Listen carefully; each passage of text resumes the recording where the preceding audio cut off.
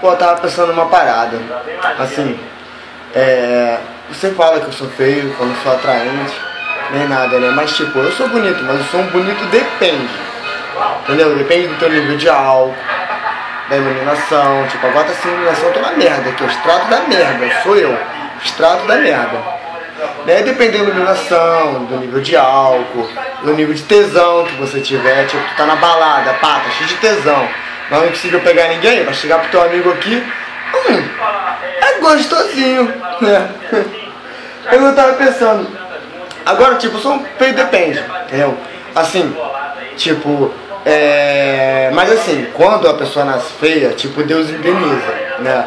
Tipo, quando Deus tava me criando, ele chegou e falou assim, ó, não vai nascer bonito não, sacou? Eu vou te dar uma paradinha maneira, dar uma curtida lá embaixo. Nasci assim, entendeu? Porque um cara bonito, calado, o cara é lindo. Agora eu calado, fudeu. Porra, pego ninguém. Mas tem um mal, assim, tem algo meio ruim, assim, isso é engraçado, sacou?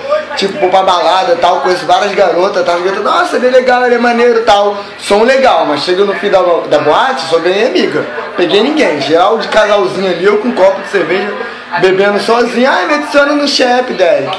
Me adiciona no WhatsApp. Tipo, fudeu. Ganhei só amizadezinha. Esse é a merda de tu ir pra balada e ser engraçado. Entendeu? É aquilo. Como eu te falei, eu sou bonito, depende. Assim, minha barba eu acho bonita. Ela é cheia, tal, desenhada. Meu nariz, não. Minha boca, rosinha, tal, pequena, bonita, legal. Minha língua é boa. Minha sobrancelha, não dá pra ver que tá bem escuro. A sobrancelha é bonita, cheia, dá pra fazer um desenho e tal. Cabelo, tô de boné, mas cabelo tá na merda. Corpo, porra! Cagaram, se limparam, jogaram papel na merda. Ali, ó, tá meu corpo ali. Tá ligado? Mas, é isso. Beijo, minha gostosa.